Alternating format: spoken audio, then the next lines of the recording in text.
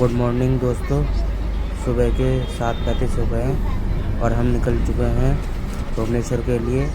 तो हमारे गाइड पूरी जर्नी की आप लोग का काम जैसे होता है घूमना, मेरा काम होता है घुमाना। यानी कि 12 घंटा का टूर में घुमा फिरा के वापस लेकर आना मेरा जिम्मेदारी रहेगा।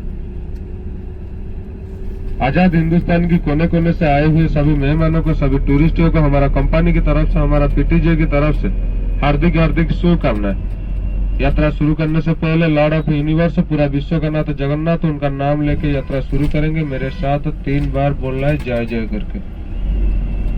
नीलाचल निवासाय नित्यान परमात्मने बलभद्र सुभद्राभ्यम जगन्नाथाय ते नमः। बोले जगन्नाथ स्वामी की जय, सुभद्रा माया की जय, बलभद्र देवा की जय। कुछ रूल और रेगुलेशन होता है, पालन करने से आपका दिन भी सही रहेगा, हमारा भी टूर आसानी से कंप्लीट हो पाएगा। जैसे कि बस एसी में चलता है, इसके अंदर पान, बीड़ी, सिगरेट और तंबाकू सेवन करना मना है। जब बाहर जाएंगे तभी आप सेवन कर सकते हो। रूल नंबर 2, आपका जो कीमती सामान होता है, सोना चांदी, मोबाइल, कैमरा, पर्स, पैसा, ये अपना हिफाजत में रखिएगा। किसी भी अनजान व्यक्ति को या तो किसी भी ड्राइवर हेल्पर को दे के जाने के बाद चोरी होता है या तो कहीं पे खो जाता है, जिम्मेदारी आप ही रहेंगे। तो इसीलिए आपका सामान हमेशा के लिए अपना हिफाजत में रखिएगा। सीट के ऊपर छोड़ के जाने से कोई खिड़की खोल के लेके जाएगा, ये भी जिम्मेदारी आपको देखना पड़ेगा, उठाना पड़ेगा। रूल नंबर 3, बस में खाने के लिए किसी को मना नहीं कर सकते, लेकिन पका हुआ खाना, आइसक्रीम, चाय, दाल, चावल, रोटी ये अलाउ नहीं करते। बाकी सूखा खाना आप बस में खा सकते हो, बादाम, चॉकलेट, कुरकुरे। खाने के बाद एक बड़ा वाला पॉलीथीन में रखिएगा, जब डस्टबिन आएगा तभी आपको फेंकना है। और सबसे लास्ट वाला रूल है कि हर जगह में टाइमिंग रहता है। यानी कि कोणार्क सूर्य मंदिर पे 1 घंटा 40 मिनट खाना पीना घूमना, खंडगिरी उदयगिरी 50 मिनट, लिंगराज 50 मिनट, बौद्ध स्तूप 40 मिनट, क्योंकि आज चिड़ियाघर बंद है। तो ये टाइमिंग के अंदर आने से पूरा जगह हमारा कंप्लीट हो पाएगा। 5 बजे सब जगह बंद होता है, उससे पहले हमको पूरा जगह कंप्लीट करके वापस आना है पूरी तब। ध्यान पे रखेंगे तो आपका 12 घंटा का टूर में एक ही बार खाना पीना करने के लिए गाड़ी रखा जाता है, जो कि कोणार्क सूर्य मंदिर पे। कितने बजे? 11 बजे के आसपास। आप जैसे ऑफिस में या तो घर पे 2 बजे से लेके 12 बजे से लेके 2 बजे तक लॉन्च करते हो, दोपहर का खाना पीना करते हो, लेकिन आज एक दिन आपको डिफरेंट देखने के लिए मिलेगा। जैसे दिल्ली लोकल साइड सीन में जाएंगे तो वहाँ पे 4 बजे से लेके 5 बजे तक जो खाना पीना करने के लिए गाड़ी रखता है, हमारा लेकिन पहला है थोड़ा। आज एक दिन आपको मेंटेन करना पड़ेगा। कोणार्क सूर्य मंदिर से गाड़ी हमारा रवाना होता है भुवनेश्वर की तरफ। 2 घंटा का सफर रहता है। बीच में नेशनल हाईवे होता है, ढाबा वगैरह में पहले से गाड़ी नहीं लगाता और वहाँ पे खाने का किराया महंगा हो जाता है। और कभी कभी भी कंप्लेन आता है, खाना बकवास मिलता है। ये था कुछ रूल और रेगुलेशन। सबसे पहले हमारा एक टीम बनाएंगे। किसी टीम? पीछे जैसे बस में आ रहे सभी लोग, उनका टीम रखा गया है। जय जगन्नाथ परिवार हर जगह पे, हर स्पॉट में बुलाने के लिए, हजार भीड़ में आपको बुलाने के लिए, पहचान के लिए एक टीम बना दिया जाता है। आप सभी मेहमान सोच लीजिएगा, एक ही परिवार, एक ही फैमिली का हो, आप लोग का नाम रखा जाता है। मेरा टीम के हिसाब से राधे राधे परिवार। यानी कि हर जगह पे, हर स्पॉट में आपको कोई चिल्ला के बोल रहे राधे राधे परिवार, या तो बोल रहे राधे राधे परिवार, लाइन पे रुकिए, तभी उनको या तो हमको समझ में आ जाएगा आप मेरे साथ आए हो घूमने के लिए। ये हमारा टीम कोड होता है। सबसे पहले गाड़ी हमारा जाएगा चंद्रभागा। आज जो अर्जुन का रथ में सारथी बनकर बैठे, उनका नाम है बंशीधर। सबसे पहले हमारा पायलट का नाम आपको बता देते हैं। जब गाड़ी से उतर के जाएंगे चंद्रभागा, गाड़ी का नाम और नंबर के साथ एक फोटो उठा लेंगे, पहचान में आसान होगा कि ये आपका बस है। गाड़ी का बस का नाम है गीताश्री। हाँ, गीताश्री रथ ट्रैवल गीताश्री। सबसे पहले चंद्रभागा जाएंगे। जैसे आप लोग एक नदी सुने होंगे, सरस्वती नदी साल में 1-2 बार दिखाई देता है, उसी तरह ये एक नदी ड्राई नदी माना जाता है, सूखा नदी माना जाता है। ये श्री कृष्ण का बेटा सांबो का श्राप की वजह से बहता है। जैसे आप लोग मानते हो कि श्री कृष्ण का 16,108 पत्नियां थे और 16,000 पत्नियां नरकासुर से इज्जत बचाने के लिए उनको विवाह किए थे या तो शादी किए थे। लेकिन रियलिटी में, वास्तविक में देखा जाएगा, श्री कृष्ण का 8 पत्नियां, जैसे कि जाम्बवती, रुक्मिणी, भानु, लक्ष्मण, ऐसा करके 8 पत्नियां देखा जाता है। और उनमें से 32 बच्चे हुए थे। जैसे कि पहला वाला बीबी का नाम था जाम्बवती। जाम्बवती देखने के लिए सुंदर है। उनका 2 बेटे हुए थे, सांबा और प्रद्युम्न। सांबा देखने के लिए सुंदर है, माँ सुंदर है तो ऑब्वियसली बेटा भी सुंदर रहेगा। और प्रद्युम्न देखने के लिए शक्तिशाली थे। जब दिन भर दिन बड़ा होता गया, उनका मन में गर्व और घमंड आ गया। किस बात को लेकर? सांबो ने सभी देवता लोगों को बोलने लगा, मेरे जैसा, मैं श्री कृष्ण का बेटा हूँ, मेरे जैसा सुंदर लड़का, मेरे जैसा हैंडसम लड़का पूरा विश्व में कहीं पे पैदा ही नहीं हुआ।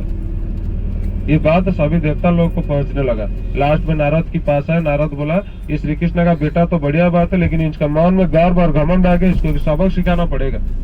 सबसे पहले उनका बुरा काम देखने लगा। क्या बुरा काम है? ध्यान पे रखिएगा। सांबो जब सभी गोपी लोग स्नान करने के लिए जाएंगे, ये मदिरा पान करके उनको छेड़खानी करेगा, जो कि उनका माँ और बहन का नजरों में देखा जाता है। तो अगले सुबह नारद ने एक उपाय पाचे कि जैसे कि ये अगले सुबह वही काम करने के लिए जाएंगे तो श्री कृष्ण को बुला लिया जाएगा।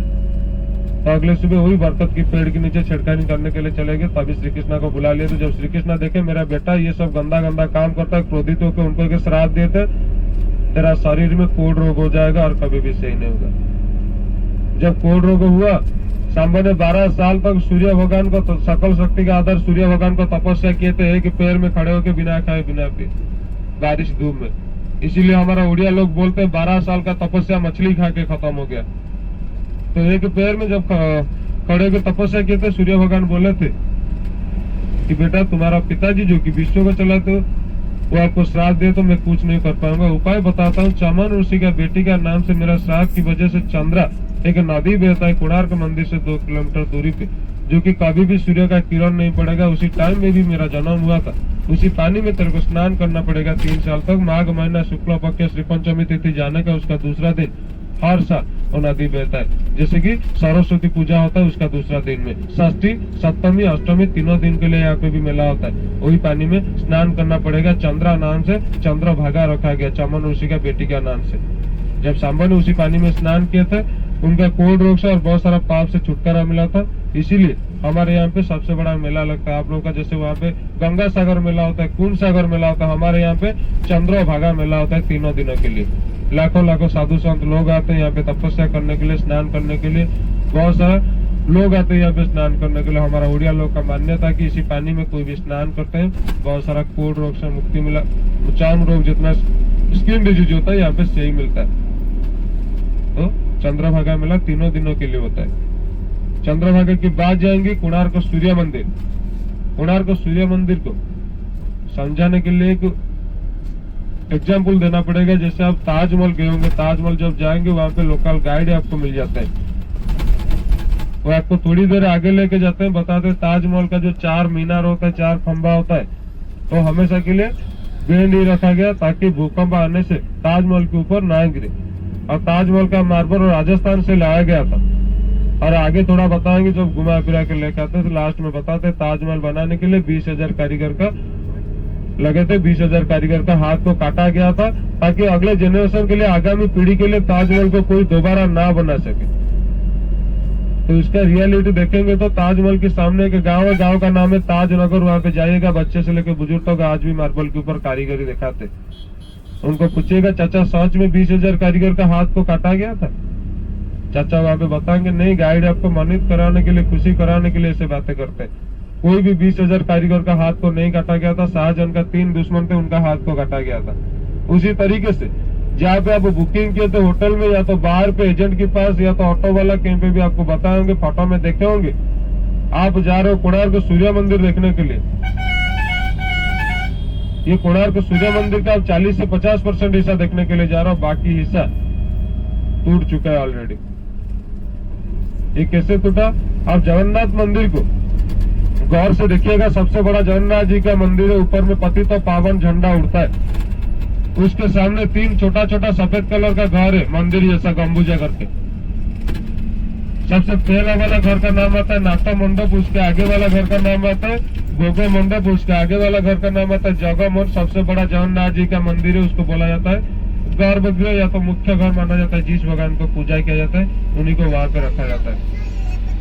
थोड़ी देर पर अभी लिंगराज मंदिर, कोणार्क मंदिर जाएंगे, वहां पे आपका मन में एक ही सवाल आएगा, ये तो जगन्नाथ मंदिर की जैसा सेम टू सेम थोड़ा बहुत मिल जाता है देखने के लिए, सेम टू सेम देखने के लिए। हालांकि कोणार्क सूर्य मंदिर का रात का कर दिया गया था, फिर भी कोणार्क सूर्य मंदिर का नाट्य मंडप और गर्भगृह टूट चुका है। आप सिर्फ जा रहे हो जगमोहन भोग मंडप देखने के लिए।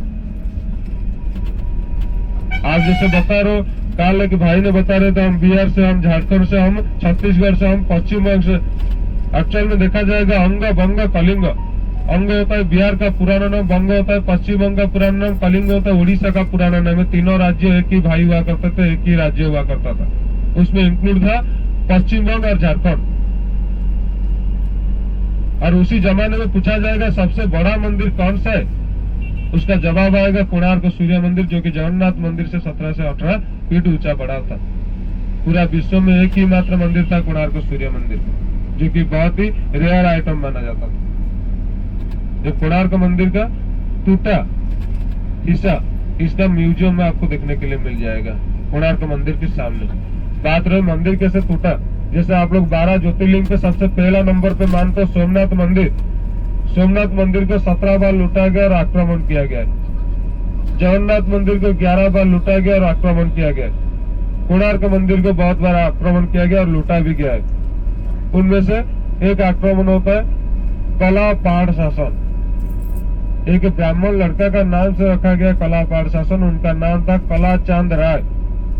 उसने कोलकाता का नवाब का बेटी का मुसलमान लड़की को शादी करने के लिए धर्म परिवर्तन किए थे, यानी कि ब्राह्मण से मुसलमान हुए थे। जब जगन्नाथ मंदिर गए, वहाँ का पंडा लोग, लोकल लोग पत्थर मार के सिर पे तोड़ के भगा दिए थे कि तू एक मुसलमान लड़की को शादी किया है, तू भी एक मुसलमान में गिना जाएगा। क्योंकि जगन्नाथ मंदिर के सामने 5 भाषा में लिखा गया, सिर्फ सनातनी धर्म लोगों को मंदिर के अंदर अलाउ किया जाता है। जब उनको मार पड़ा था, उनका मन में गुस्सा आया था। जितने सारा मंदिर है, आसाम का कामाख्या मंदिर से लेके बिरजा जाजपुर का सब कुछ तोड़ के मिट्टी में लिपटा दूंगा। सबसे पहले कोणार्क मंदिर का आक्रमण किए थे, एक बार नहीं 2 बार आक्रमण किए थे। उसके बाद आ जाइए, पोर्तुगीज लोग आए थे यहाँ पे वाणिज्य व्यापार बढ़ाने के लिए।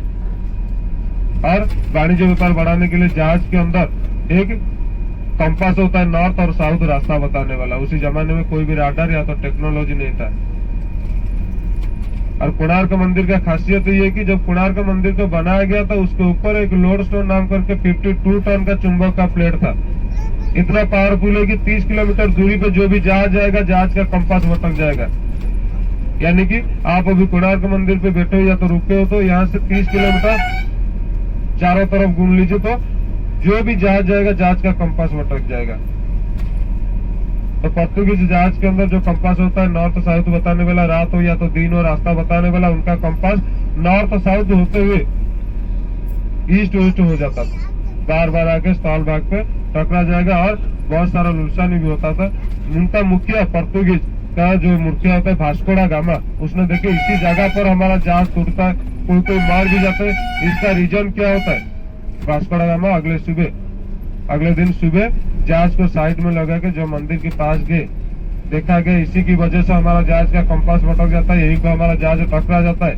ना रहेगा बांस, ना बजेगा बांसुरी। वो लोड स्टोन नाम का चुंबक को डायनामाइट से तोड़ दिए थे। बात रही ऊपर का हिस्सा टूटने के बाद, मंदिर का नीचे का हिस्सा कैसे टूटा। आप जैसे घर या तो मकान बनाने के लिए ईट को जॉइंट करने के लिए बालू और सीमेंट का मिक्सिंग लगा, तो उसी तरह कोणार्क मंदिर का पत्थर को जॉइंट करने के लिए क्विंटल चुंबक का प्लेट इस्तेमाल होता था, यानी कि दीवार बनाने के लिए। आप जैसे घर बनाने के लिए खंबा जो पिलर बना तो रॉड डाल के उसके अंदर कंक्रीट का ढलाई डाल, तो उसी तरह कोणार्क मंदिर का हर एक खंबा लोहे का और चुंबक का होता था। तो ऊपर में जो बचा हुआ लोड स्टोन नाम करके 52 टन का पूरा पावरफुल चुंबक मंदिर का 70% ताकत को हैंडल करके रखता था, यानी कि संतुलन बजा के रखता था दीवार से लेकर हर खंबा तक। और जो बाकी हिस्सा पोर्तुगीज लोग उसको रेत में भरे ताकि और गिर ना जाए। ये मंदिर आपको टूटा फूटा खंडाला देखने के लिए मिलता है। राजा लांगुला नरसिंहदेव ने 12 साल में 1200 कारीगर लेके इस मंदिर को बनाए थे। लास्ट में के 12 साल का लड़का मंदिर के ऊपर से छलांग मार के मर चुका था। हिंदुओं का मानना है कि किसी भी मंदिर स्थापित होने से पहले कोई भी बच्चा, कोई भी व्यक्ति मर जाता हो, मंदिर को अपवित्र मंदिर माना जाता है। और इनाम पे दिया गया था 1200 कारीगर को 40,000 सोने का सिक्का, यानी कि जो कॉइन होता है। जब मंदिर जाएंगे, आपको पत्थर में बनाया गया बढ़िया मूर्तियां देखने के लिए मिलेगा। वहाँ पे सिक्योरिटी आपको पूछेगा टिकट दिखाइए, अंदर चलिए। विदाउट टिकट में किसी को परमिशन नहीं होता। जब टिकट चेक करके अंदर जाएंगे, ये टिकट कैसे काटेंगे आपको बताएंगे। जब अंदर जाएंगे, पत्थर में बनाया गया आदमी रखा गया, आदमी के ऊपर हाथी रखा गया, हाथी के ऊपर बाघ रखा गया। थोड़ा अजब सा लगेगा, ये हाथी के ऊपर बाघ रखा गया, सबसे नीचे आदमी को क्यों रखा गया? एक्चुअल में कोणार्क मंदिर पे आदमी को इसीलिए नीचे दबा के रखा गया होता है, गर्व और घमंड। उसके ऊपर जो हाथी होता है, आप लक्ष्मी माता का कलयुग को पूजा करते, लक्ष्मी माता का वाहन होता है हाथी, हाथी दर्शाता है धन को, और दुर्गा माता का वाहन होता है बाघ, बाघ दर्शाता है बल को। यानी कि इसी कलयुग में कोई भी आदमी के हाथ में धन और बल एक साथ में प्राप्त हो जाता है, किसी को नहीं मानता है। इसीलिए तो हमारा उड़िया भाषा में एक डायलॉग बोलते हैं, गर्भ गंजन नरहरि गर्भ न सहंती कारी। इसका मतलब होता है भगवान सब कुछ सह लेंगे लेकिन गर्भ अहंकार कभी नहीं सहेंगे। तो मंदिर ये दर्शाता है कि मंदिर जाने से पहले आपको गर्व घमंड अहंकार बाहर छोड़ के जाना पड़ता है। जब कोणार्क मंदिर जाएंगे वहाँ पे टिकट लगता है, धवलागिरी पहाड़ के ऊपर जाएंगे वहाँ पे टिकट लगता है, खंडगिरी उदयगिरी पे टिकट लगता है। यानी कि धवलागिरी पे ये गाड़ी से उतर जाएंगे, एक छोटा वाला गाड़ी पे बैठ के जाएंगे पहाड़ के ऊपर, उसी गाड़ी पे वापस आएंगे। जैसे आपको एजेंट बताया होगा, आपका दिन भर का टिकट 150 रुपया में काटा जाता है कोणार्क सूर्य मंदिर का, छोटा वाला गाड़ी के ऊपर जाने के लिए, और खंडगिरी उदयगिरी कैब्स का। ये 150 रुपया में आप टिकट हमारा थ्रू बुकिंग कर सकते हो, या तो आप काउंटर के पास टिकट काट के जा सकते हो। ये कितना फर्क है, आप बनाने के लिए जाएंगे टिकट वहाँ पे काउंटर के पास आधा घंटा से लेके 40 मिनट, क्योंकि इसी टाइम में सब गाड़ी आता है, आपको लाइन लगाना पड़ेगा टिकट बनाने के लिए। और ये 150 रुपये में पूरा दिन भर का टिकट हमारे थ्रू काटने से आपको सर्विस मिल जाएगा, हर जगह पे एंट्री भी कर दिया जाता है। यानी कि कोणार्क मंदिर से लेकर खंडगिरी उदयगिरी और बौद्ध स्तूप के अंदर। ये कैसे बुकिंग करेंगे? आप नाम और नंबर के साथ बुकिंग कर सकते हो। किसी के 2 लोग, 4 लोग, 5 लोग, 6 लोग, मुखिया का एक नाम चाहिए और 2 नंबर चाहिए। और ध्यान पे रखिएगा, जो 12 साल से नीचे होते हैं उनका 60 रुपया लगता है, और जो 3 साल से नीचे होते हैं उनका फ्री होता है दिन भर का टिकट। अब नाम और नंबर देके 4 लोग सोच लीजिए, मुखिया का एक नाम चाहिए, 2 नंबर चाहिए, कितने? अडल्ट का 150 रुपीज, यानी कि 150 रुपया में टिकट सब जगह का पूरी आने तक दिया जाता है और एंट्री कर दिया जाता है। ये चंद्रभागा पहले बुकिंग होता है, जिनको चाहिए चंद्रभागा से पहले आप नाम और नंबर के साथ बुकिंग कर सकते हो। रुपया जो 6 लोग है पहले से 150 रुपया करके दे चुके, थोड़ा हाथ ऊपर कीजिएगा। 6 लोग,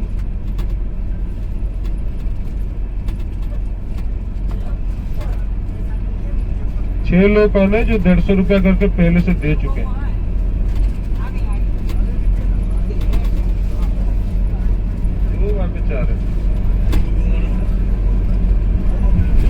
बताएंगे बौद्ध स्तूप, लिंगराज, खंडगिरी उदयगिरी के बारे में, और जगन्नाथ मंदिर के बारे में आपको बताएंगे कम से कम 1 घंटा से लेकर 2 घंटा तक। जिनको एक सवाल पूछेंगे आप सभी को, जो सही जवाब दे देंगे मंदिर के बारे में, जगन्नाथ मंदिर के बारे में, हमारा पूरी से एक छोटा सा सूखा प्रसाद आपके लिए मेरे तरफ से फ्री दिया जाएगा, जो कि सेवन लेने के लिए। जगन्नाथ मंदिर के बारे में एक सवाल पूछेंगे, जो राधे राधे ग्रुप आते हैं हमारा प्रो में, तो हमेशा के लिए मैं एक सवाल पूछता हूँ, जो सही जवाब देते हैं उनके लिए पूरी से जाने के लिए जो सूखा प्रसाद होता है जगन्नाथ मंदिर का, मेरे तरफ से फ्री रहेगा। कोई भी ऑनलाइन या तो गूगल से मत देखिएगा, जो मन पे आएगा वही बताएंगे। सबसे पहला सवाल है कि कलयुग में जगन्नाथ जी का पिता माता का नाम क्या है? इसी कलयुग में जगन्नाथ जी का पिता माता कौन होते हैं? पहला सवाल है।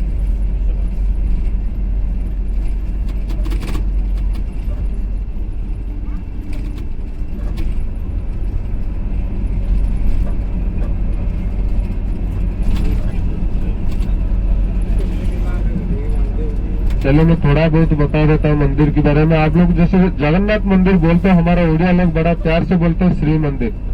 श्री का मतलब होता है सुंदर, सुंदर का होता है लक्ष्मी माया।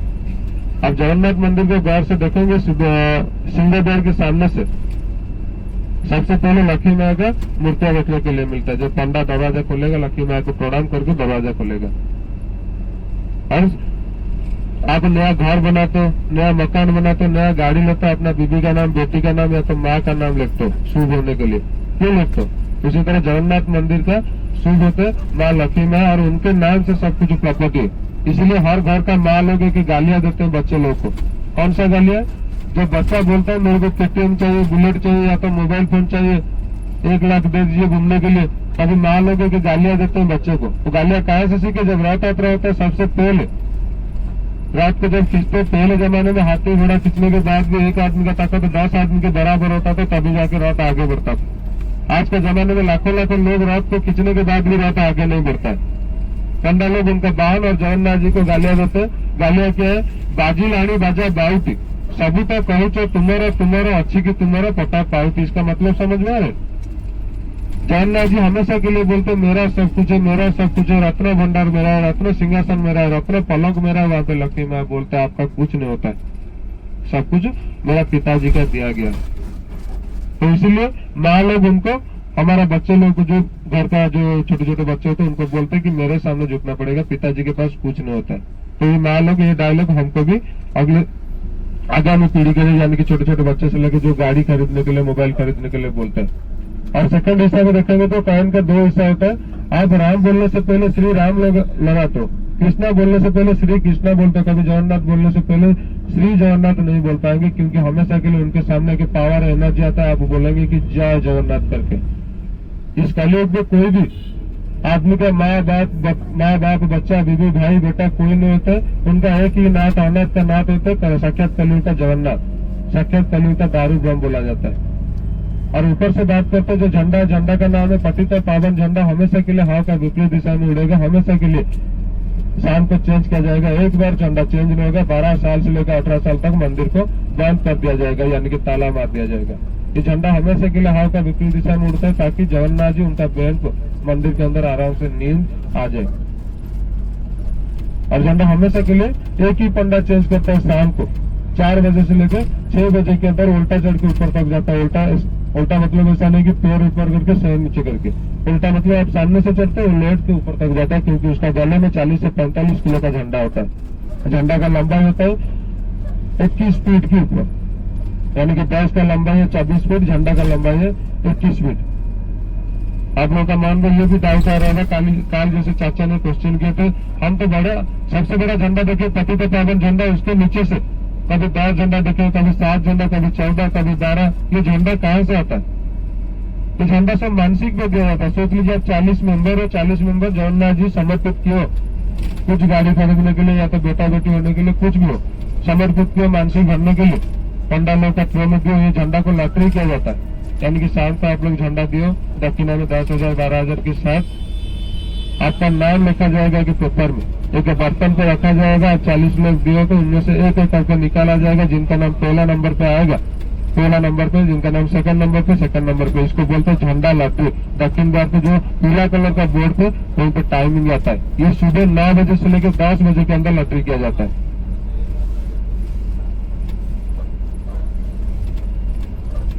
और यहाँ पे जो प्रसाद बनता है आप लोग भी ये सुने होंगे, प्रसाद जो 7 मिट्टी का बर्तन एक के ऊपर एक रखा जाता है, सबसे पहले ऊपर का खाना तैयार होता है, उसके बाद नीचे का, ये बात भी सुने होंगे।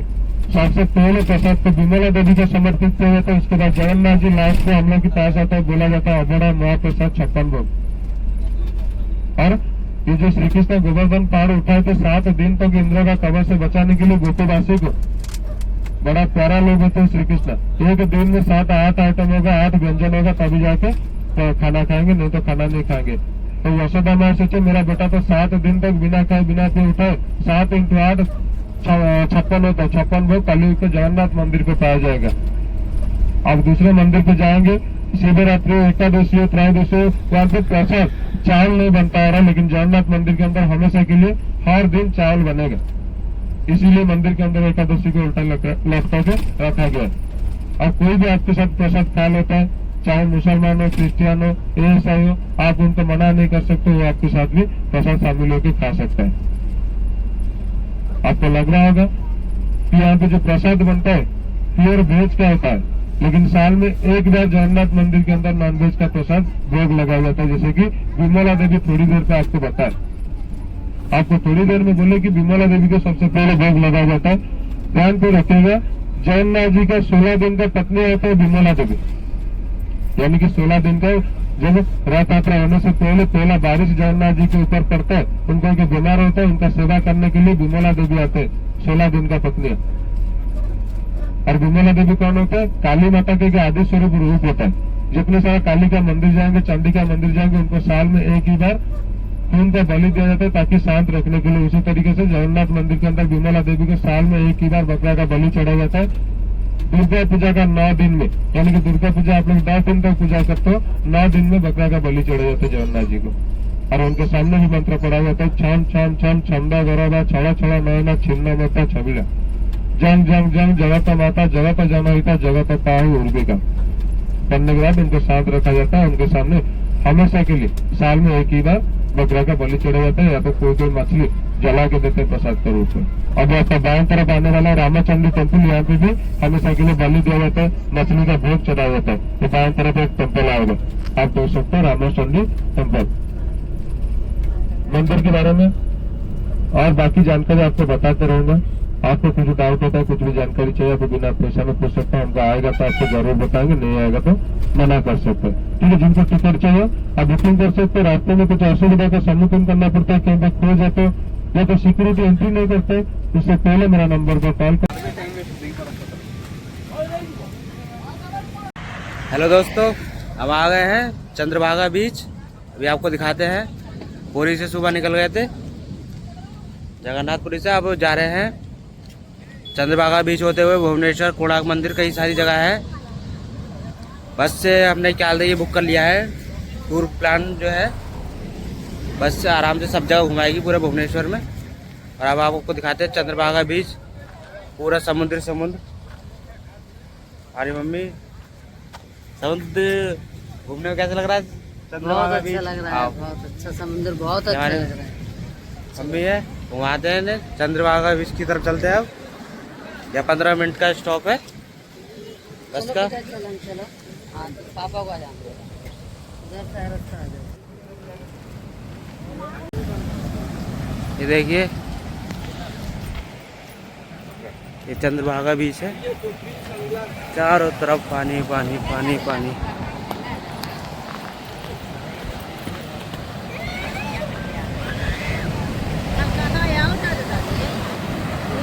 समुद्र का कलकलाता पानी देखिए कितनी जोर से।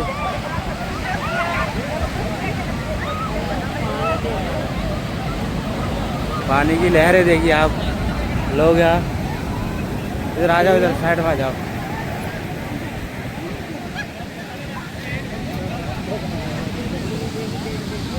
ये देखिए पानी कितने तेज लहरों के साथ में बह रहा है चारों तरफ।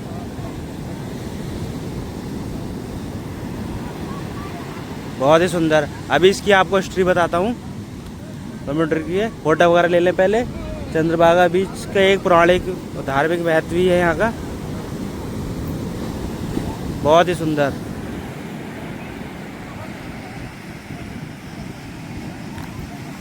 मम्मी पापा जा रहे हैं समुद्र के पास में।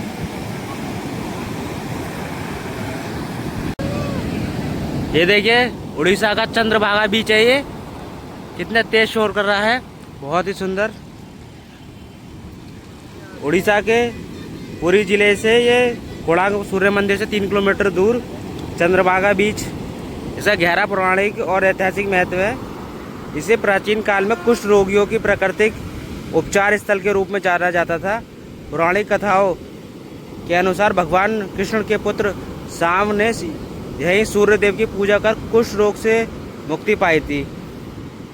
शाम जो श्री कृष्ण के पुत्र है, उनकी तपस्या के बारे में कुछ जानकारी ले लीजिए। पुराणों के अनुसार कृष्ण पुत्र शाम ने इस स्थान पर चंद्रभागा नदी के मुहाने पर सूर्य देव की आराधना की थी। इस तपस्या के बाद उन्हें कुष्ठ रोग से छुटकारा मिला, जिसे ये पवित्र स्थान उपचार का केंद्र बन गया। चंद्रभागा नदी के बारे में एक चीज़ और बताई जाती है। सूर्य देव ने चंद्रभागा एक वनवासी कन्या के प्रेम में उसका पीछा किया था, जिससे बचने के लिए वह नदी में कूद गई। इस बलिदान को याद रखने के लिए यह तट सूर्य पूजा का प्रमुख स्थल के रूप में भी जाना जाता है। आधुनिक पहचान के रूप में चंद्रभागा बीच को ब्लू फ्लैग प्रमाणन प्राप्त किया है भारत सरकार के द्वारा। ये देखिए कितना बढ़िया लग रहा है ये समुद्र बीच। चलते हैं आगे की ओर। ये देखिए यहाँ पर हम जा रहे हैं कोणार्क सन टेम्पल। ये पॉइंट है, यहाँ से सब लोग थोड़ी दूर का पैदल का रास्ता है। बस से सब उतर गए हैं। अब हमारे गाइड आगे के लिए लेके जाएंगे कोणार्क सन टेम्पल की तरफ। तब तक हम अपना सॉफ्टी का मज़ा ले रहे हैं, यहाँ की लोकल सॉफ्टी खा रहे हैं। आराम से अब चलते हैं आगे की तरफ। कोणार्क सन टेम्पल आपको दिखाते हैं। तो दोस्तों अब हम जा रहे हैं सूर्य सन टेम्पल। कोणार्क का जो सन टेम्पल है वहाँ पे सूर्य मंदिर में। और यहाँ पर पूरा मार्केट लगा हुआ है गली में। ये थोड़ा सा जहाँ बस का स्टॉप था वहाँ से अंदर थोड़ा पैदल का रास्ता है। ये मौसम भी देखते बढ़िया हो गया है। और चारों तरफ ये पूरा मार्केट है, छोटे बड़े सामानों का, चश्मों का, जिसे लेना है। जो मंदिर कोणार्क मंदिर हो गया, ये जगन्नाथ मंदिर का बैग वगैरह, जो भी छोटा मोटा सामान लेना हो आपको, बैग वगैरह, शॉपिंग वगैरह सब अवेलेबल है। पूरा मार्केट बना हुआ है आगे तक। ऐसी बढ़िया बढ़िया अपने यादों के लिए जो भी सामान आपको लेना हो यहाँ से आराम से ले सकते हैं। बहुत बढ़िया जगह है, मज़ा आ रहा है एकदम। मौसम भी मस्त हो गया है, बादल आ गए कोणार्क सन टेम्पल के लिए। और हमारे ग्रुप का जो नाम है वो राधे राधे राधे राधे। हमारी एंट्री हो रही है। ये लाइन में चलिए सब, राधे राधे ये वाला। चलो, ये कृष्णा भाई हमारे टूर गाइड।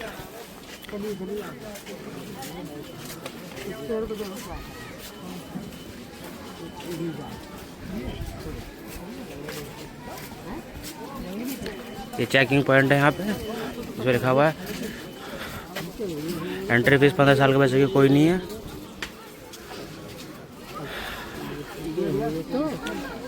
ये सब टिकट हमारे बस के जो टूर गाइड है उन्होंने ही अरेंज करवा दिया है। 150 रुपये लिए हैं पूरा दिन के पैकेज। जहाँ जहाँ घूमेंगे और जहाँ टिकट लगेंगे वहाँ पर सब लोगों के लिए 150 रुपये पर हेड के हिसाब से पैसे ले लिए हैं। और वही अब टिकट होगा, सबका अरेंजमेंट करेंगे जितने रुपये का भी होगा।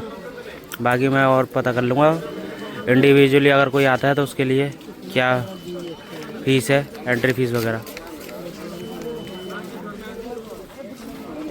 चलिए अब आगे की चलते हैं।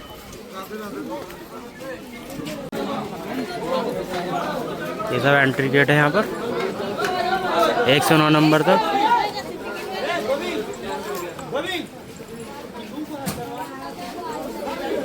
एक से 4 तक ऑफलाइन वाले हैं और 6 से लेकर 9 तक जो ऑनलाइन एंट्री गेट है, जो ऑनलाइन टिकट बुक करेंगे। देखिए सब कैमरा वगैरह लगाए हैं यहाँ पे सन टेम्पल कोणार्क की।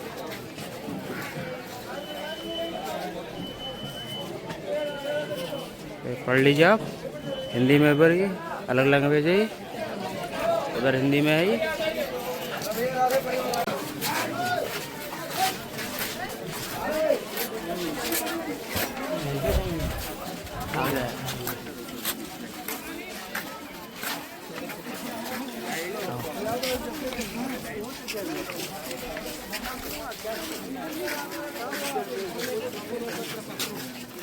जय हो सूरज। आइए राधे राधे, हम लोग इधर आइए। प्लीज कम, जल्दी करो, पहले फोटो नहीं, पहले समझना। देखिए सर, आप लोग उड़ीसा में जितने हिंदू मंदिर देखने के लिए जाएंगे, हर एक हिंदू मंदिर के सामने देखने मिलता है हाथी के ऊपर शेर सवार है। यहाँ पर कोणार्क नीचे इंसान आदमी है। एक हाथी ने एक आदमी को अपने सूंड में दबा कर की है। आदमी का जो मुंह का भाव है अहंकार भाव बनाए, घमंडी भाव बनाए। जैसे मतलब शेर बोले तो शक्ति यानी ताकत, क्योंकि दुर्गा माता का सवाल होता है शेर। हाथी बोले तो दौलत, गजलक्ष्मी, पैसा। जब आदमी के पास दौलत और ताकत दोनों बराबर हो जाता है तो दिल में अहंकार होने के कारण आदमी का विनाश होता है। राजा का दोनों चीज था, दौलत था, ताकत था, लेकिन अहंकार नहीं था। इसलिए राजा ने इतना बड़ा मंदिर बनाने में समर्थ हुआ था। भगवान कहते हैं मुझे दर्शन करने पहले अहंकार को बाहर फेंक दीजिए, अंदर आइए, तभी दर्शन मिलेगा। राधे राधे परिवार, पेड़ गिन के बताऊंगा, आइए। इंसान के ऊपर हाथी, हाथी के ऊपर ये शेर। ये हमारी मम्मी, ये पापा। आओ आ जाओ, वो गाइड गया आगे, वो बताएगा। ये देखिए पुराने दौर की सब नक्काशी वगैरह हो रखी है। चारों तरफ गार्डन वगैरह है, बहुत ही खूबसूरत।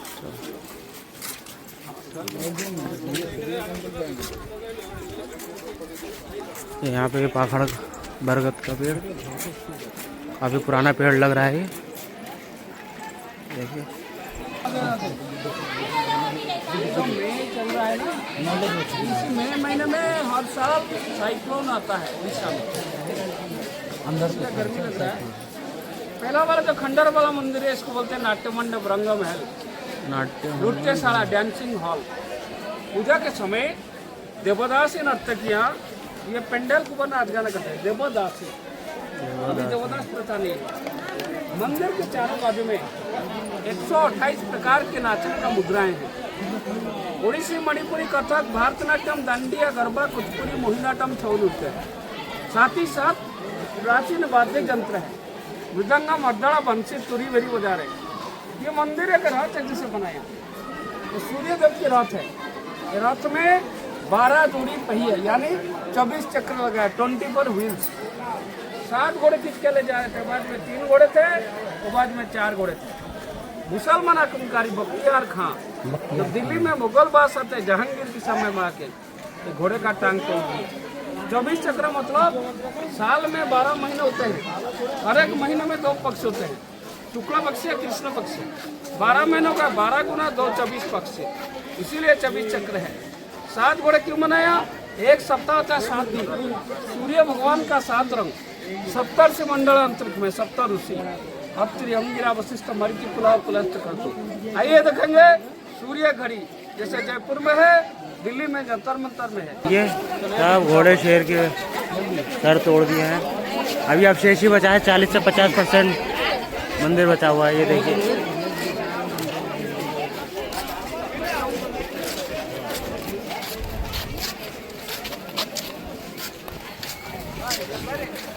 मौसम काफ़ी अच्छा हो गया। ये देखिए सब बख्तियार खिलजी वगैरह ने ये तोड़ी हैं, जो आक्रमण करने के बाद घोड़े वगैरह के सब ये तोड़ दिया है। देखिए घोड़े लगे हुए थे आगे और ये पहिए लगे हुए थे, पहिए देखिए।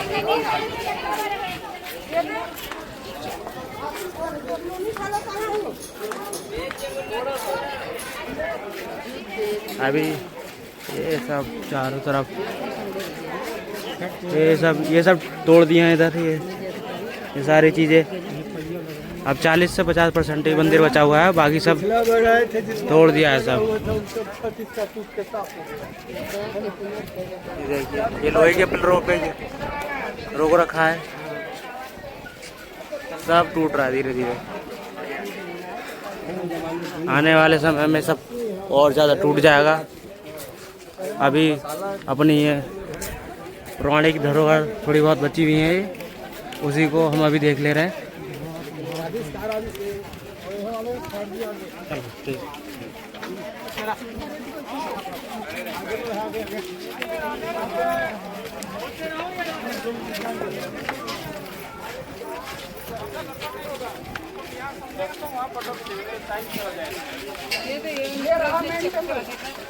ये मेन टेम्पल मंदिर आप लोग देखे हैं, जगन्नाथ मंदिर को ऊंचाई 214 फीट।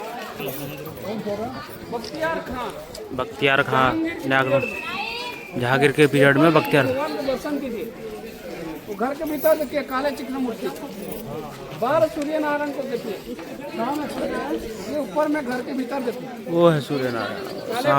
सामने सूर्य नारायण के मंदिर दिख रही है। सुबह का सूर्य नारायण है, शांत मूर्ति, बच्चे लोग जैसे मासूम बच्चे की चेहरे, हसीन मुखड़ा, दोनों हाथ दोनों कमर था। ये ऊपर से गिरा था 130 फीट और ऊपर से गिर के टूट गया। वहाँ से टूट जाने के बाद डिपार्टमेंट लेके उधर रखो। अभी काम चल रहा है। आइए खड़गपुर IIT मद्रास काम कर बहुत जल्दी अंदर से रेती को निकाल देंगे, बाद में टूरिस्ट को अलाउ करेंगे। अभी किसके ऊपर राधे राधे आओ, राधे राधे। ये देखिए चक्र, आइए जल्दी कीजिए। सूर्य घड़ी आइए, आइए राधे राधे राधे राधे। घड़ी दिखाइए। बीच में डंडा रखेंगे, बीच में डंडा रखेंगे। हाँ हाँ ठंडा रखिए ना तब।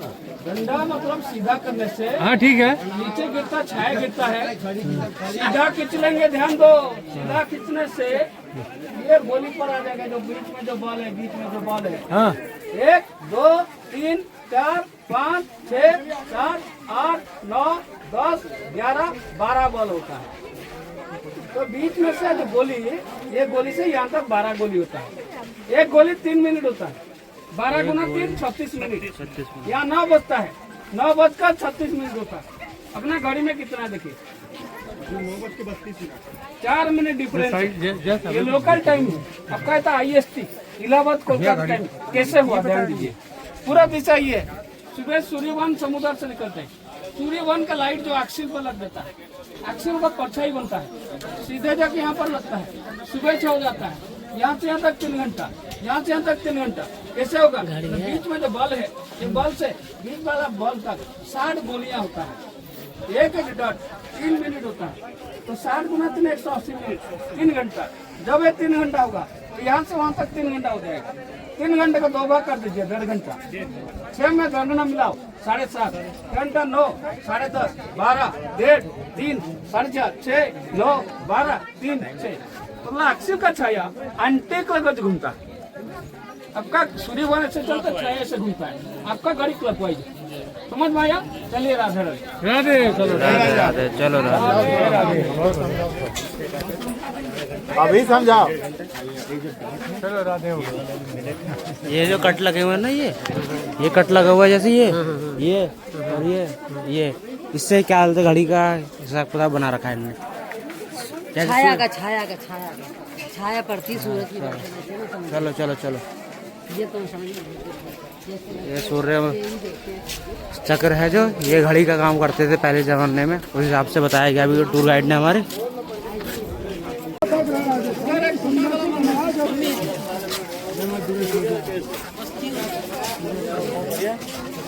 है चलो चलो चलो। ये जो मूर्ति है ना, ये जो मूर्ति दिखा रहे हैं, ये सुबह का टाइम बचपना रहता है इसमें, बाल अवस्था, और दोपहर में जवानी यौवन अवस्था, और शाम को वृद्ध अवस्था। पूरे हिंदुस्तान में, भारतवर्ष में, पूरे हिंदुस्तान में, भारतवर्ष में सूर्यदेव की सबसे पहला किरण, पहला प्रकाश हर रोज जो सुबह सवेरे आके इसी पावन भूमि होता है, गिरता है। आज भी इसका एक खासियत है। सूर्य की सबसे पहला किरण यहाँ गिरता है हिंदुस्तान में, इंडिया में। ये होता है सनराइज प्लेस, सूर्योदय का जगह है कोणार्क। सूर्यास्त कहाँ होता है सनसेट? ना कन्याकुमारी में। कन्याकुमारी सूर्यास्त सनसेट तमिलनाडु में।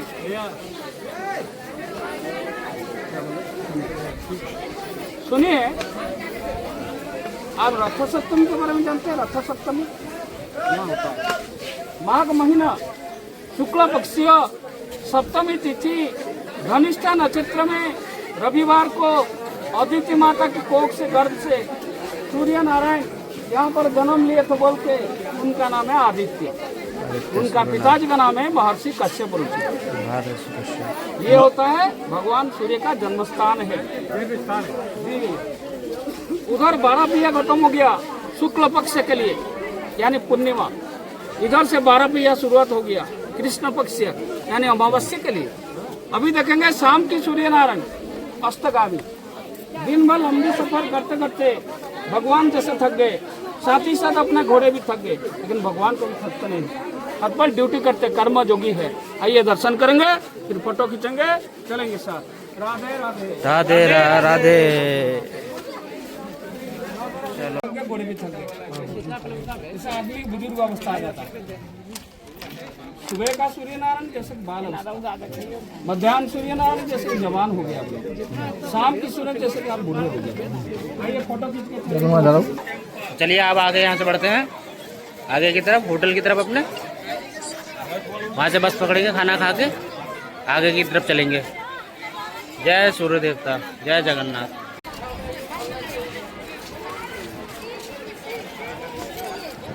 यहाँ से अपना ये एग्जिट पॉइंट हो गया, इधर चलेंगे अब। गार्डन वगैरह है यहाँ पर, देखिए कोई ना कोई भवन होगा, ये सब टूट गया है, ये देखिए ये सब तोड़ दिया है यहाँ पे।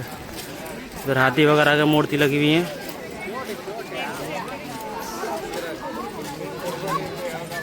इतने अच्छे पुराने पेड़ हैं बरगद वगैरह के, आम का, चारों तरफ बैठने वगैरह की व्यवस्था कर रखी है।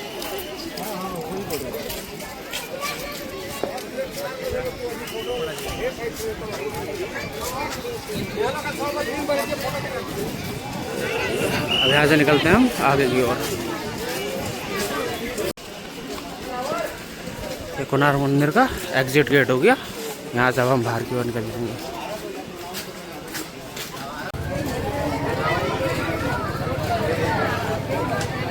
यहाँ से हम जा रहे हैं द्रोणागिरी।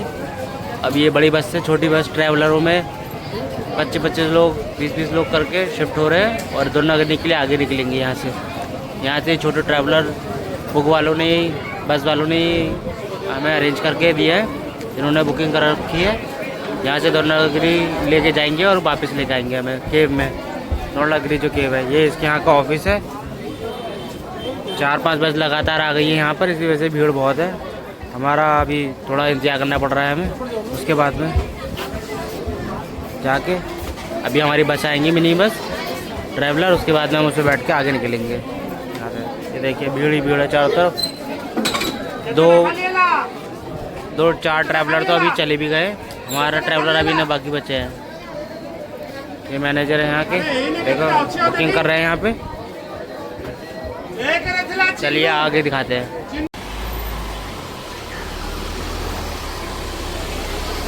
जय श्री डबलेश्वर मंदिर, यहाँ से आगे की तरफ जाएंगे हम। चलो आ जाइए बाबू जी। यहाँ की मार्केट है, खाने पीने का छोटे मोटे सामान मिल रहा है, नमकीन, बिस्कुट, कुरकुरे, हैंडमेड बने हुए। आओ बुद्धास टेम्पल।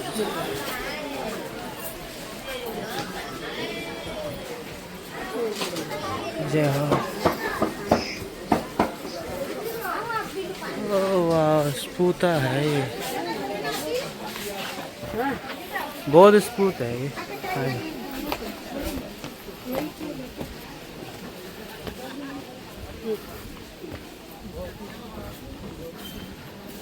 ये वो बहुत स्पूत, धोला स्पूत लाइट। ये टाइमिंग है लाइट साउंड की, 100 रुपये का, 50 रुपये का स्टूडेंट के लिए। टाइमिंग 6:30 से 7:30, 7:50 तक, 7:15 से 7:50 तक।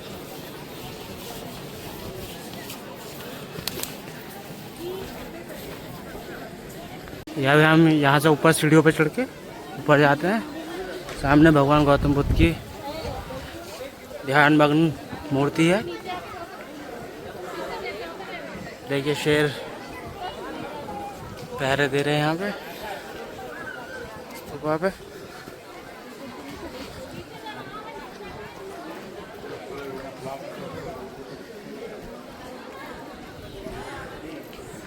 देखिए भगवान गौतम बुद्ध की मूर्ति है।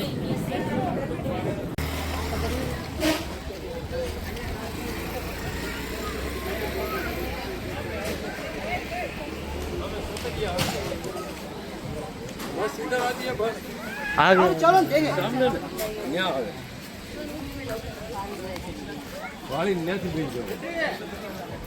चलो।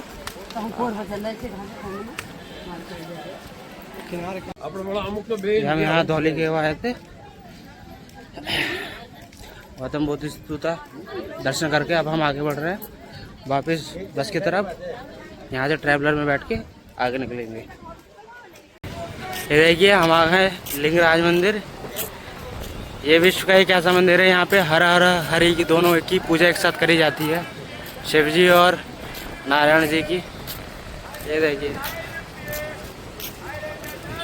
पुरी में स्थित, पुरी से आगे भुवनेश्वर में, उड़ीसा राज्य के भुवनेश्वर जिले में स्थित है लिंगराज मंदिर।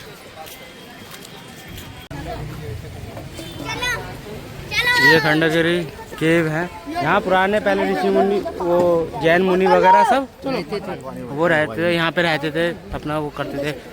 ये खुदे हुए हैं ना, ये घर टाइप के बने हुए हैं, ये घर ही बने हुए हैं, गुफा बनी हुई है, हाँ, ये गुफा बनी उसमें ही रहते थे। बहुत सुंदर है, पत्थर की पानी टपकता हुआ नहीं बिल्कुल भी। हाँ, मैं कह रही हूँ हमारे बिल्कुल पानी नहीं टपकता हुआ, सही बात है, पत्थर काट काट के बनाए गए हैं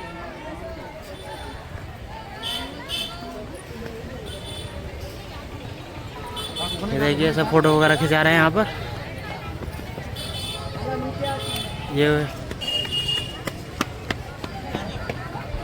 ये गुफाएं हैं सब,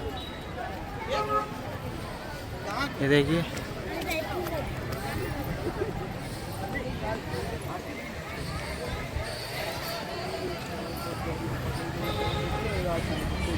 और भी 10 जगह है।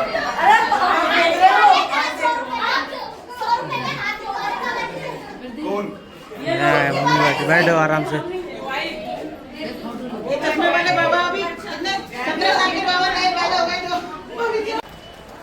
यह है सर्व गुफा, देखिए केव नंबर 13। कुछ नहीं है लिखा हुआ है, सब गुफाएं हैं। ये सर्व गुफा लिखा हुआ है।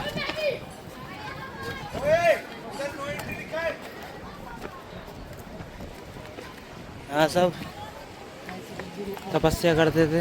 ये देखिए बाघ गुफा, बाघ मुंह का बना हुआ है, देखो ये शेर मुंह का, देखो ये शेर मुंह का बना हुआ है ऊपर, बाघ गुफा, इसलिए बाघ गुफा ले रखा है। चलो जी चलो, सही से चलो। पत्थर से काट काट के बनाए हैं।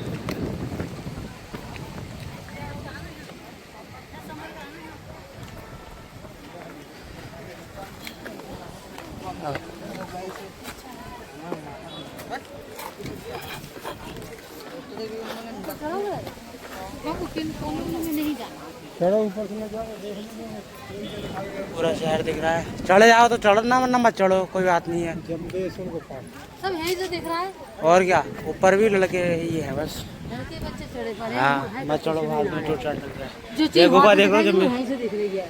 हाँ थक होगी और कुछ नहीं, अभी उधर भी जाना है। गुफा देख लीजिए और चलो मैं वो आ रहा हूँ ऊपर, तुम नीचे रहो।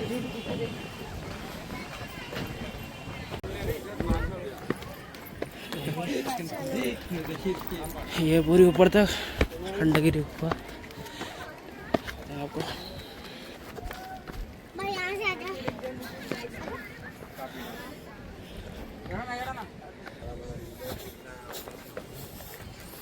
ये देखिए ये आ गए हम टॉप पर। ये देखिए बना हुआ है यहाँ पर, खंडगिरी गुफा का टॉप है ये, और पूरा भुवनेश्वर शहर साफ साफ देखिए।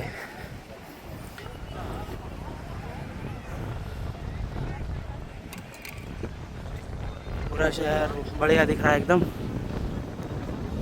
जूम कर दिखाता हूँ आपको। देखिए बहुत ही बढ़िया ठंडी ठंडी हवा चल रही है, और अपना तिरंगा लहराते हुए सामने देश की आन बान शान, अपना फ्लैग राष्ट्रीय। ये देखिए पूरा भुवनेश्वर शहर साफ साफ दिखाई देते हुए।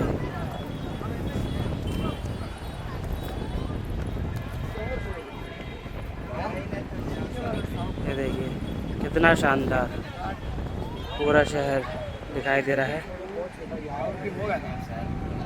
ये देखिए चारों तरफ हरियाली, हवा बहुत ही प्यारी चल रही है, बहुत ही खूबसूरत नज़ारा है यहाँ पे।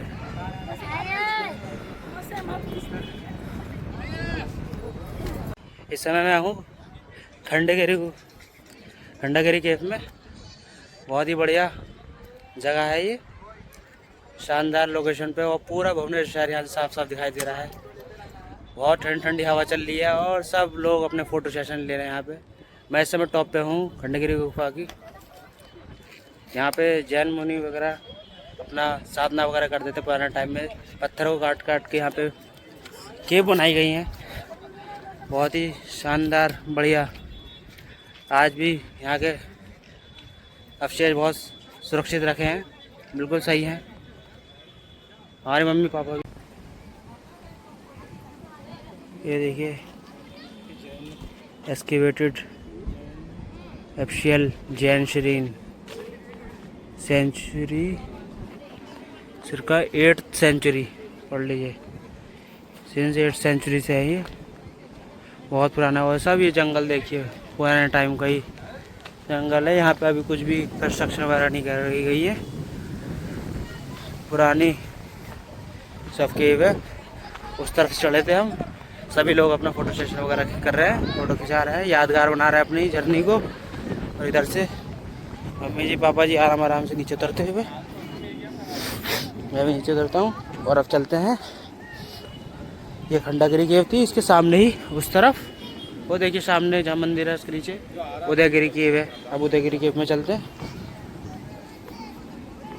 अंदर निषेध कर रखा है प्रवेश, हाथी वगैरह लगाए गए हैं। ऐसा लग रहा है कोई स्पेशल जैन मुनि की कुटिया है ये। और ये देखिए सामने गेट द्वार भी है, पाल जो बोलते थे, सिक्योरिटी गार्ड की मूर्तियाँ भी बनी हुई हैं यहाँ पे। किसी बड़ी हस्ती की ये कुटियाँ हैं, यहाँ रहते होंगे गुरुजन वगैरह।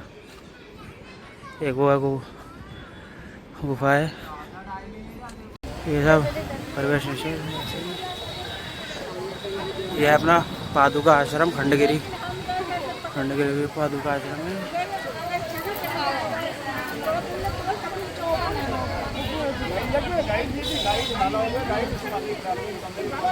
ये देखिए पूरी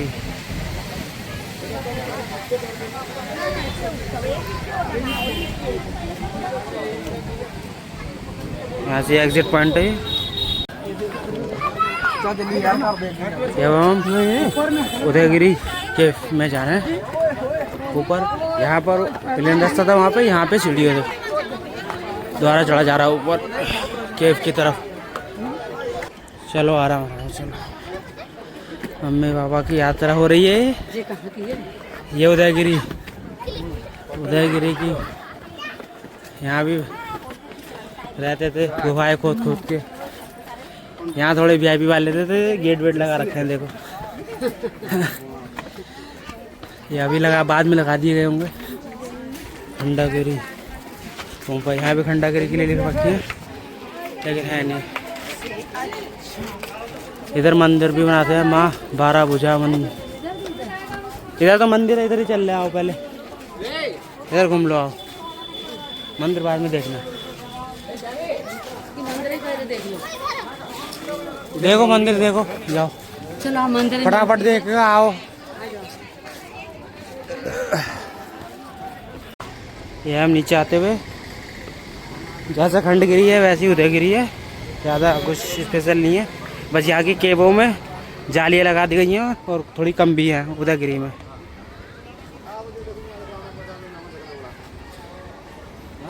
इधर टॉयलेट की व्यवस्था है, किसी को लेडीज़ बच्चों को टॉयलेट वगैरह जानी हो तो ये टॉयलेट जा सकते हैं अंदर।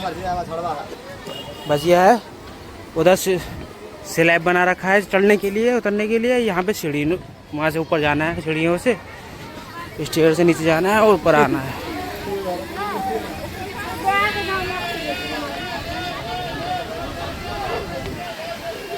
अब नीचे आ गए, ये इसका एग्जिट पॉइंट है यहाँ से। चलो बाहर चलने, अब कुछ खाते पीते हैं। ये पब्लिक टॉयलेट है यहाँ की, खंडगिरी उदयगिरी, ये बस स्टॉप के पास में ही है। काफ़ी नीट एंड